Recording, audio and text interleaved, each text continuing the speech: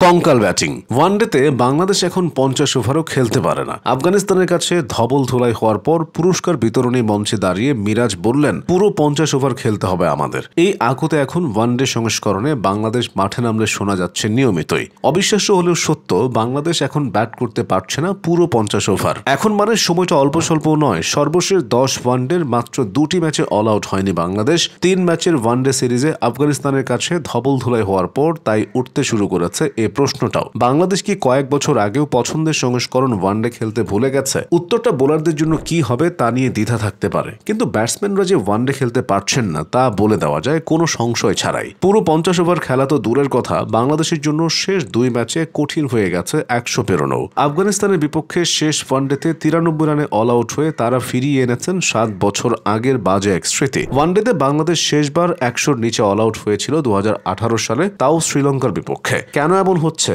এক কথায় উত্তর হতে পারে বাংলাদেশের ব্যাটসম্যানদের ধৈর্য নেই। টি-20 যুগে ওয়ানডে ব্যাটিংটা যে আলাদা সেটি ভুলতে বসেছেন। প্রয়োজনের সময় ধরে খেলা, 1-2 রান নিয়ে ইনিংস এগিয়ে নেওয়া, শক্ত ভিত তৈরি হলে সেটির উপর দাঁড়িয়ে চালিয়ে খেলার সামর্থ্য কমেছে ব্যাটসম্যানদের। আলাদা করে কোনো জায়গা নয়, টপ, মিডল কিংবা লোয়ার অর্ডারের ব্যাটসম্যান সব জায়গায় যোগ হয়েছে দুশ্চিন্তা। সেটি কাটাতে বাংলাদেশকে যেতে হচ্ছে নানা পরীক্ষা নিরীক্ষার ভেতর দিয়ে। শেষ পর্যন্ত সেসব পরিকল্পনাও ব্যর্থ হয়েছে। ওপেনিং এর কথাই ধরুন, 50 পেরোনো জুটি বাংলাদেশ পেয়েছিল 11 ম্যাচ আগে। এই সময়ে 5 বার উদ্বোধনী জুটি বদলানো হয়েছে, 6 ব্যাটসম্যান খেলেছেন ওপেনিং এ, কিন্তু কোনো জুটি ভরসা জোগাতে পারেননি। টপ অর্ডারে ব্যর্থতা মাঝের ব্যাটসম্যানরাও সামলে নিতে পারেননি একদমই। এমন কাজের জন্য বাংলাদেশের বড় ভরসা ছিলেন মুশফিকুর রহিম। তার অবসরের পর কঙ্কাল হয়ে গেছে মিডল অর্ডার। গত ফেব্রুয়ারি-মার্চে চ্যাম্পিয়ন্স ট্রফির পর ওয়ানডেকে বিদায় বলেন মুশি। এরপর বাংলাদেশ ব্যাটিং অর্ডারে চতুর্থ থেকে ষষ্ঠ অর্থাৎ মিডল অর্ডারের জুটিগুলো 100 ছাড়াতে পেরেছে মাত্র একবার। আফগানিস্তানের বিপক্ষে ওয়ানডে সিরিজে প্রথম ম্যাচে তাওহিদ হৃদয় আর মেহেদী হাসান মিরাজের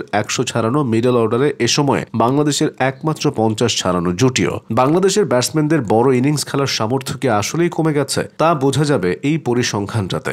শেষ 16 ম্যাচে বাংলাদেশের ব্যাটসম্যানদের মধ্যে মাত্র একজনই সেঞ্চুরি পেয়েছেন। তাওহিদ হৃদয়ের সেই সেঞ্চুরিটা আবার ভারতের বিপক্ষে চ্যাম্পিয়ন্স ট্রফিতে হেরে যাওয়া ম্যাচে। এসব তো সংখ্যার বিচার। ওয়ানডেতে খারাপ সময়টা খুব বাজে হওয়ার দিকে যাচ্ছে মেহেদী হাসান মিরাজের অধিনায়ক হওয়ার পর। নেতৃত্বের এই বদলটা পছন্দ ছিল না তার পূর্বসূরি নাজমুল হোসেনের। অধিনায়কত্ব বদল হওয়ার পর থেকে ব্যাট হাতেও অনেকটাই নিষ্প্রভ হয়ে গেছেন নাজমুল। 6 ম্যাচের মাত্র 2টিতে যেতে পেরেছেন 2 অঙ্কে। নতুন অধিনায়ক মিরাজও সুবিধা করতে পারছেন না একদমই। ভারপ্রাপ্ত আর পূর্ণকালীন অধিনায়ক হিসেবে সব মিলিয়ে 10 ম্যাচে নেতৃত্ব দেওয়া মিরাজও জয় পেয়েছেন মাত্র 1টিতে। প্রশ্ন উঠছে তার অধিনায়কত্ব নিয়েও। তবে ওয়ানডেতে বাংলাদেশের সংকটটা কঙ্কাল হয়ে পড়া ব্যাটিং, প্রশ্নবোধক অধিনায়কত্ব কিংবা বোলিংয়ে তাসকিন আহমেদ, মুস্তাফিজুর রহমানের বিকল্প হাসান মাহমুদ, নাহিদ রানা, শরীফুল ইসলামরা হতে পারবেন কিনা এসব প্রশ্নের চেয়েও আরো গভীর, যেটি থেকে তাদের উৎরে উঠতে হবে দ্রুতই। কারণ 2027 সালের 31শে মার্চের মধ্যে র্যাঙ্কিংয়ে অন্তত সেরা 9 না থাকতে পারলে যে সরাসরি খেলা যাবে না বিশ্বকাপে।